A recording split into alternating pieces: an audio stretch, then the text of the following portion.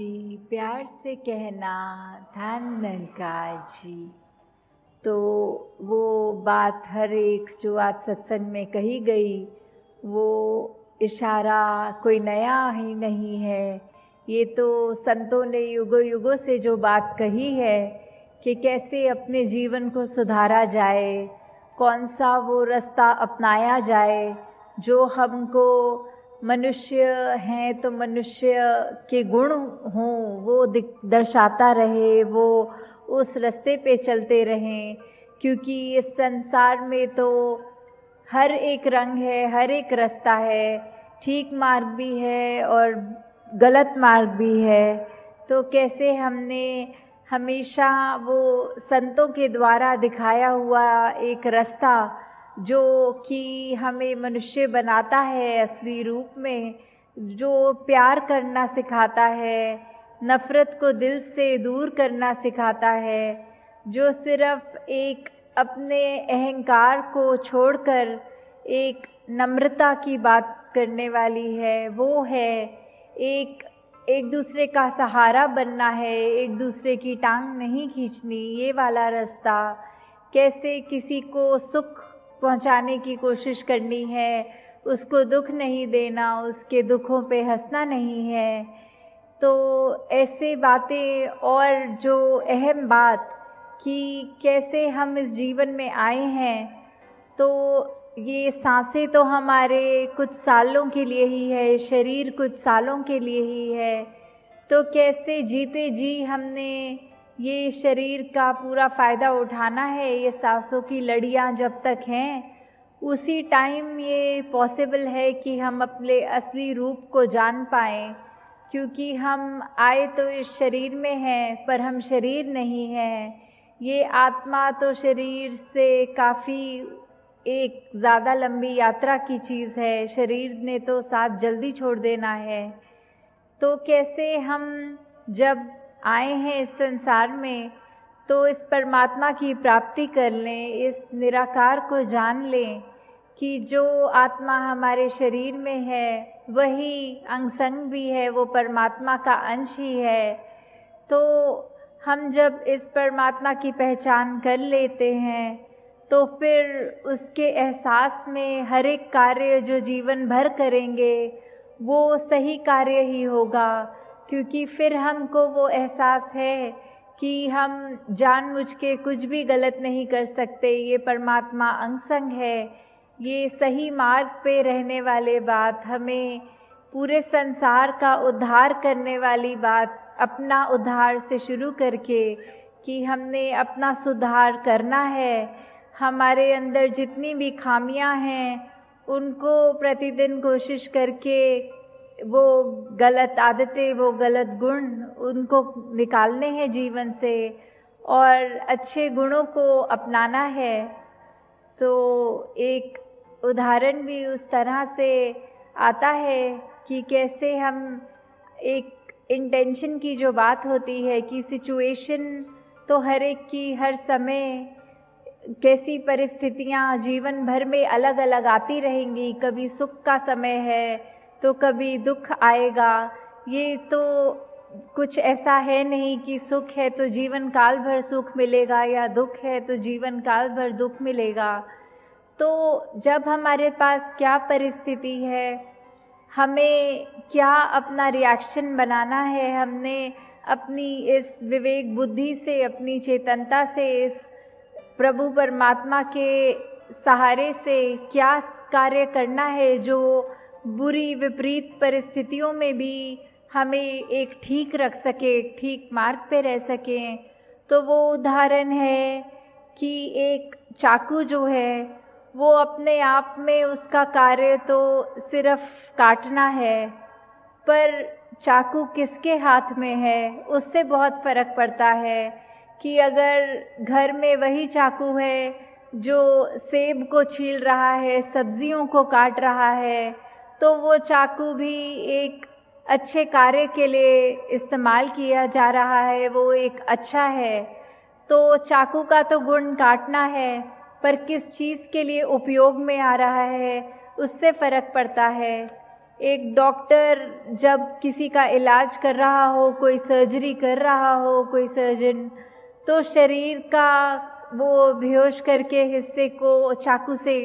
काटता है, तो वो इसलिए नहीं उस शरीर को काट रहा क्योंकि नुकसान देना चाह रहा है, पर इसलिए क्योंकि वो शरीर के अंदर जो दिक्कत है उसको उस डॉक्टर ने सही करना है और उसके बाद टांके लगा के वो शरीर को वापस जोड़ना है। तो उस समय भी वो चाकू एक अच्छे कार्य के लिए उपयोग में आया। और दूसरी तरफ अगर हम देखें कि चोरों को, लुटेरों को, वो भी अपने हाथ में चाकू रखते हैं, पर उनका कार्य तो सिर्फ हर एक को कष्ट पहुंचाना है, औरों की चीज़ों को हड़पना है। तो इसमें दोष चाकू का कुछ नहीं है, चाकू किसके हाथ में है, वो उस चाकू से क्या प्रयोग कर रहा है। तो ऐसे ही हम चाहें तो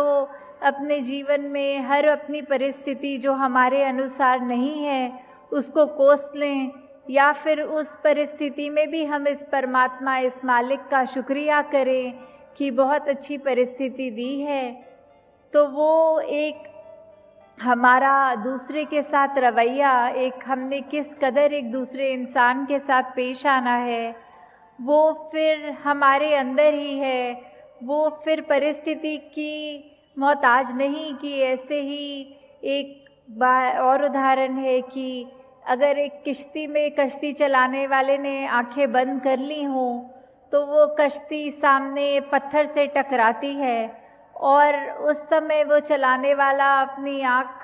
क्रोध में खोलकर कि मुझे किसने टक्कर मारी, मैं उस व्यक्ति के आगे कुछ उसको गुस्सा करूं, उसको डांटूं कि ठीक से अपनी कश्ती सामने वाला चलाए। पर जब वो आँख खोल के देख रहा है तो किसी ने उसकी कश्ती को नहीं मारा होता, वो कश्ती खुद जाके पत्थरों से टकराई होती है। तो फिर बात वही है कि वो क्रोध उस इंसान के अंदर था, परिस्थिति ने नहीं उसको क्रोधित किया,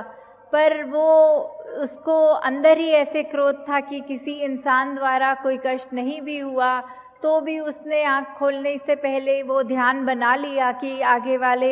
इंसान की ही ज़रूर गलती होगी, अपनी आंखें बंद थी, ये चीज़, इस बात पे तो उस व्यक्ति ने ध्यान नहीं दिया। तो कैसे हमें हर परिस्थिति में ये याद रखना है कि परिस्थिति बाहर की जैसी भी है, अपने मन के अंदर हमने एक समान रहना है,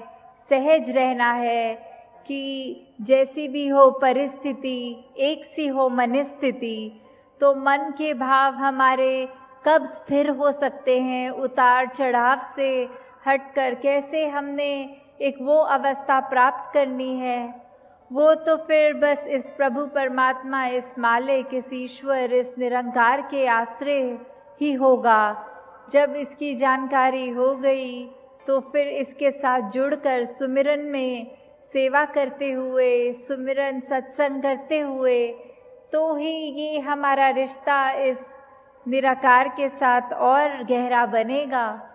तो हम जब ये सब बातें समझ लेंगे कि हर इंसान में ही अपना ही रूप है, वो आईने वाली बात कि कैसे हम अगर हर एक में अपने आप को ऐसे देखें कि आईना देख रहे हों, और फिर उसी तरफ अगर आईने के बारे में सोचा जाए तो आईने का काम क्या होता है, वो हमको अपना दर्शाता है अपने आप को। तो हम अगर ये सोचें कि अगर मान लीजिए आईना हमारे शरीर की या हमारे चेहरे की सुंदरता ना दर्शाता हो, पर आईना सामने रख के ये देखें कि हमारे मन को दर्शाता हो,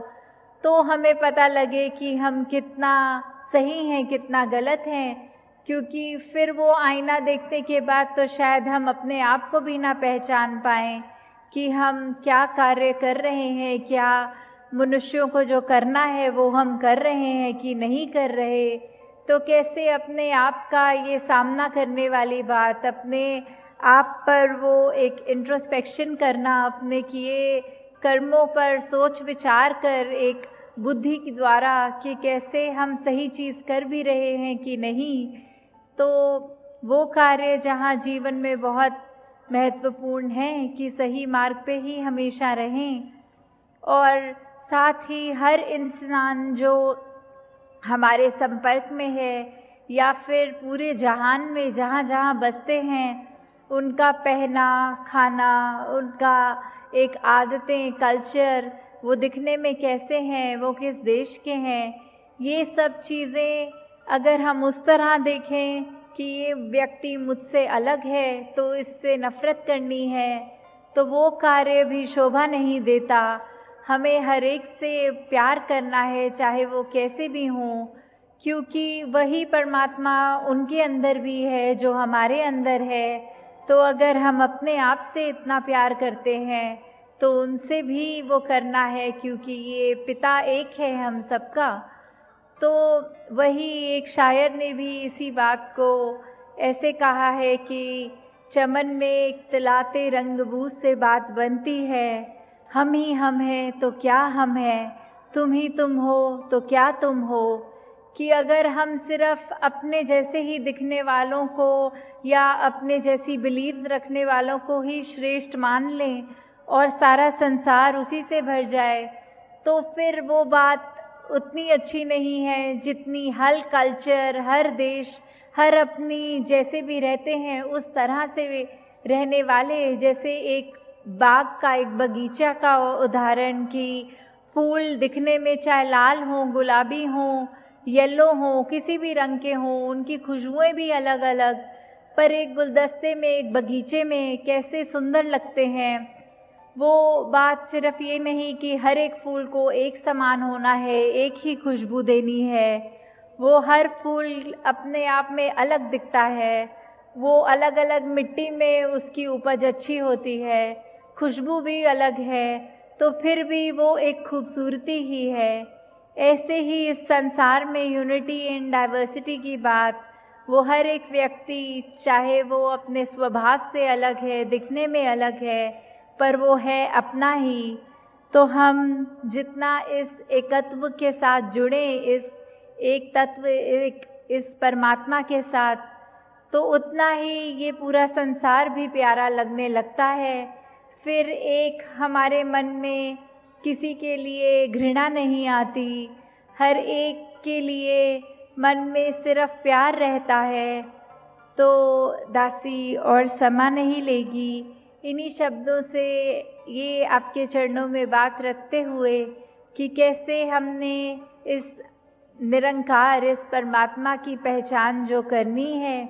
अगर है जीवन में वो पहचान तो मुबारक है, नहीं तो ये खुद ही सोच लें कि जितना जीना है उतने ही श्वास हैं और उसी में ही अपॉर्चुनिटी है इसको जानने के लिए। और ये कोई भी वेद ग्रंथ उठा के भी देख लें तो हर जगह बात यही लिखी है, किसी भी होली स्क्रिप्चर में, कि इस परमात्मा को जाना जा सकता है।